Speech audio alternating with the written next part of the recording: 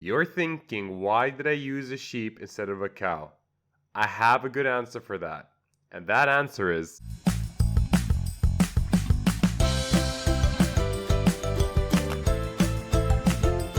Welcome back to another video from Slide Cow. My name is Yo-Yo and I'm here to make your slides amusing. This week's slide is going to be super fun and we're going to make a Why We Are Unique slide, which is a slide I keep seeing again and again on some proposals or pitch decks. Most of them though look bland. The slides you're looking at now gives you a very solid idea to what it will discuss, and that's the goal we're setting for ourselves today. We're going to let the picture set the foundation of the slide and let the supplementing information build on that foundation. Now you might have a different idea of what you want your slide to look like. You might think, I don't like it being that information heavy.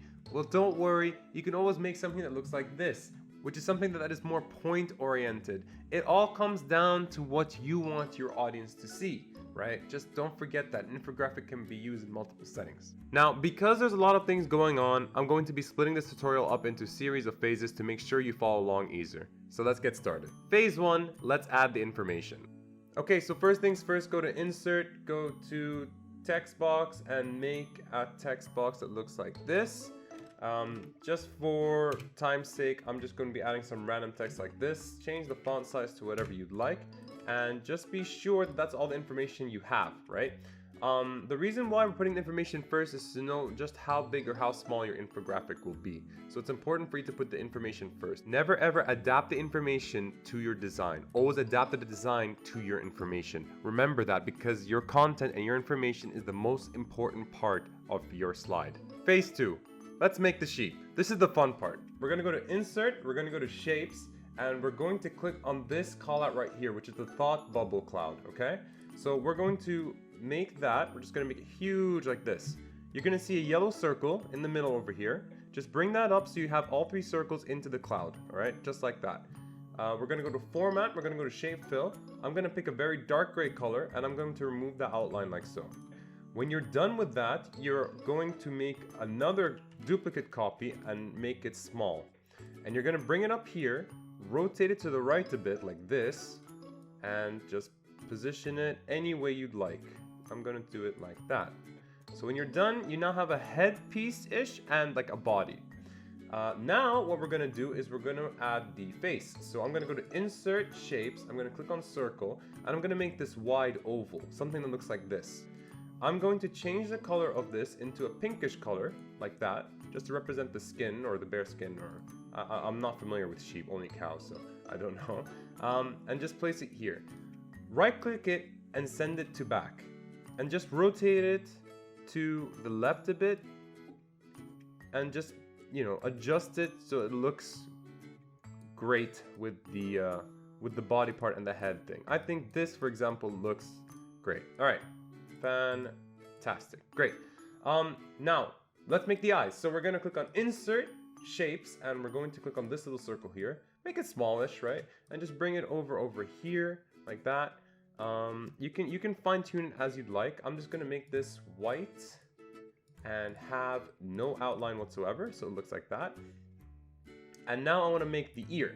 So I'm going to click on Insert, Shapes, and I'm going to click on the rounded rectangle, which is over here, and just make a big one over here. Now, with the rounded rectangle selected, you're going to go to Edit Shape, Edit Points, and you're going to and you see these 2 points over here, you're going to right click them and click on Delete Point. And what that does is it splits your little rounded rectangle in half-ish. It's not exactly half, but it'll cut it up and make a nice ear shape for us. Reduce the size of this, just put it alongside like here, and already you can see your sheep coming to life. Fantastic. Okay. In an effort not to skip leg day, now we're going to work on the legs. So we're going to click on Shapes, and then we're going to make a rounded rectangle. We're going to make this one tall and thin, like so.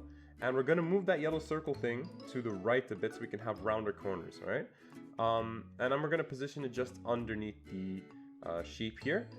Before sending it to back, just make sure that you have the same color. And you want to make 3 other copies, obviously. So hold Control and hold Shift and just move this shape to the right a bit over here. and then move the other two shapes over here just to represent the legs. Now, obviously, you can fine tune it any way you'd like. I can do that after I send them all to the back, like so, send to back. I notice that there's a gap here, for example. I can just move that up over here, and voila, there's our sheep. Phase 3, let's make more sheep. So when you're done with your sheep, you want to highlight everything and press on Ctrl G to group them up. You want to make the image smaller by holding Shift and moving the cursor downward, and that's only just to maintain the aspect ratio. You want to make 2 copies of this by pressing on Ctrl, Shift, and moving this to the right, like so. And there we go. So we have 3 identical sheep right here. We want to change the color of sheep 2 and sheep 3, and this is just to provide variety, just like you see in this image here, okay? So I'm going to make this one a lighter gray. I'm going to click on his body. After I clicked on him, I want to click on his body, and I'm going to press on Format, Shape Fill. I'm going to make this one a lighter gray. And I'm going to click on his head, the wall on his head, and click on Shape Fill and make this a similar one. And then I'm going to make this an even lighter gray. So I'm going to double click on here, make this a lighter gray, and then click on there, and then make this a lighter gray as well.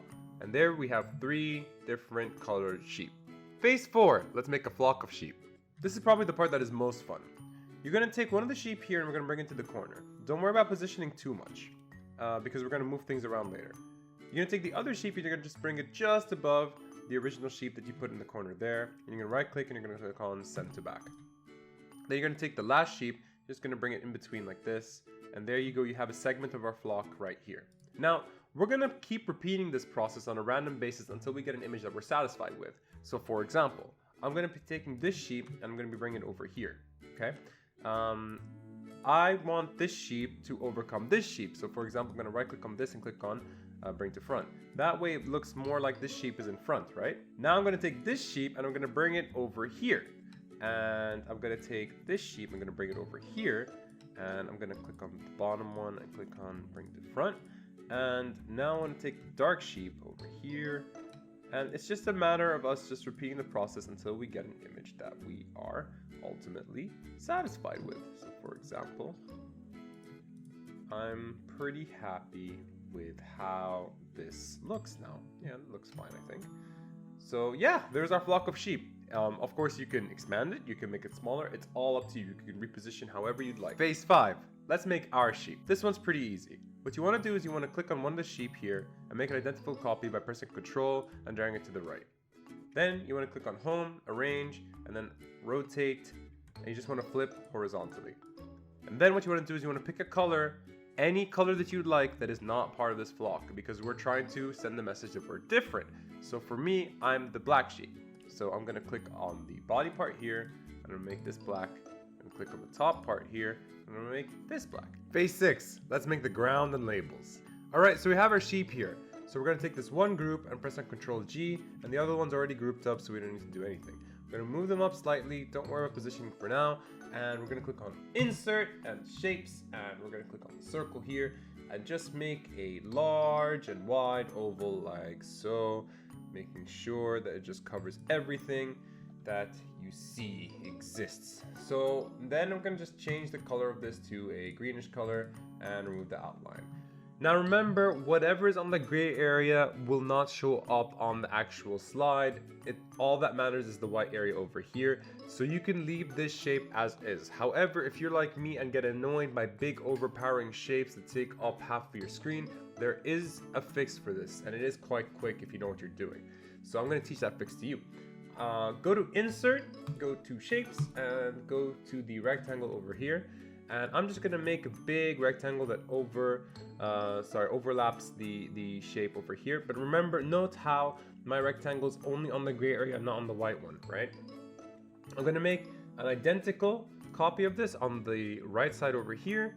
And I'm going to make a duplicate rectangle like this and just bring it downwards like that. Just make sure that everything's good to go from that end. There we go. So when you have that, you'll have something that looks like this. I'll highlight everything and click on Format, Merge Shapes, Fragment. Okay? And you're just going to delete all the parts that you don't need.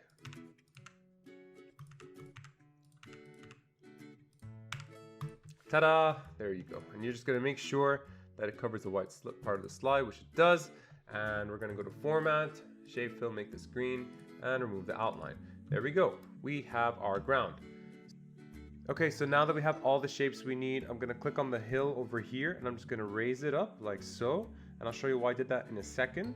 I'm going to click on this flock of sheep over here, bring it downwards, and just right click and click on bring to front like this. Just make sure that, let's just move this to the right a bit. Yeah, that looks fine. And I'm going to move this one downwards over here, right click and bring to front. Now we need our labels just to make sure that everyone is on the same page. We're going to click on insert text box and just say them or our competition or whatever. I'm just going to click on Pantone,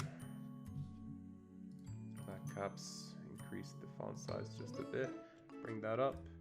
And now it's just a matter of fine tuning. So for example, I'm going to bring that up here, bring this up here, so, and I'm going to make a copy and bring it all the way to the right like this.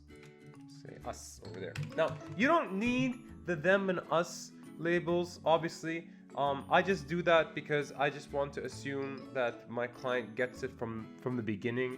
I understand that some of you are a bit you know, irky about putting labels like this because it might impact the design. That's completely fine. I completely understand that. You don't have to put them if you don't want to. The only reason why, just to answer your question, I raised this little roof thing here is just to make sure that the legs at the for the sheep at the back over there are touching ground. Otherwise, it just looks like, you know, these sheep are floating and these sheep aren't. And yes, for those with keen eyes, I did not recognize that over here. But yeah, I did over here, so we're good to go on that. Phase 7, let's make the speech bubbles and add our icons. This one's really easy. You're going to click on insert, you're going to go to shapes, and you're going to make your little speech bubble oval that you see over here. You're going to make the size not too big, but not too small, and you're going to bring that in the middle like so, and you're going to make an identical copy and bring it over to our sheep over here on the right like so. So what we're going to do now is we're going to add 2 more triangles to the speech bubble. And the reason why is because we want to show that this comes from multiple sources rather than just one source. Something that looks like this, for example, right? So what we're going to do is we're going to click on insert shapes, and we're going to make a small triangle, sorry. It looks like this. I'm going to rotate it to the right like so and just overlap it like that. I can actually make that a bit bigger, I think. Yeah, that looks fine, I think. Rotate and bring it down here. Yeah. And we're going to do the same thing for there. Rotate it to the right a bit. Just bring that over here. With that done, highlight the speech bubble, highlight the 2 triangles, and click on Format and Merge Shapes and Union. And there we go. Perfect. So we're going to highlight both of these speech bubbles. We're going to click on Shape Fill, No Fill. We're going to click on Shape Outline, any color you want. I'm using a dark blue. And we're going to click on Shape Outline, weight. We're going to make this 3 points. We can now bring in the icons. Now, I know a lot of you don't know how to bring in icons into PowerPoint. I also know a lot of you don't have this PowerPoint icons feature in your software. Don't worry about that. Click on the info card in the top right for us to show you how you can bring in awesome icons into PowerPoint for free. And it's really easy to do as well. But just to save time, I'm just going to be bringing in these icons from here. So I'm going to bring in the brain icon and the heart icon. I'm just going to reposition them like so. So one over here is fine. Maybe one over here is fine. I'm also going to reposition the information box over here.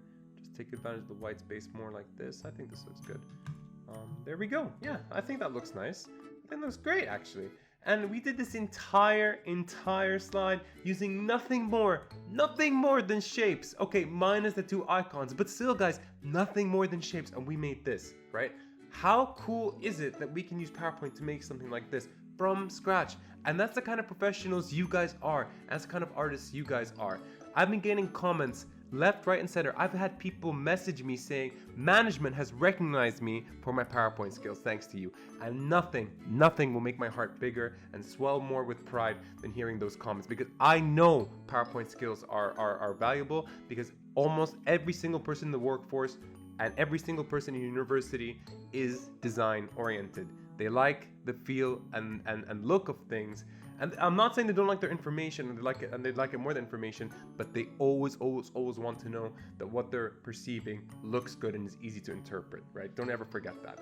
And remember, if you're not happy with a text-heavy slide such as this, you can also go the route that I've put up here. For example, I've put the same sort of infographic on the left side here, a summary on the top left, as well as some icons to say why we're different. So we can say we're different because shopping bag, or we're different because we like to hold hands. I don't know, you guys choose. It's all up to you guys. It's been phenomenal. Please don't forget to like, comment, share, and subscribe. Next week's video is going to be awesome. I will see you in the next one. This is Yo-Yo signing off. Goodbye, guys.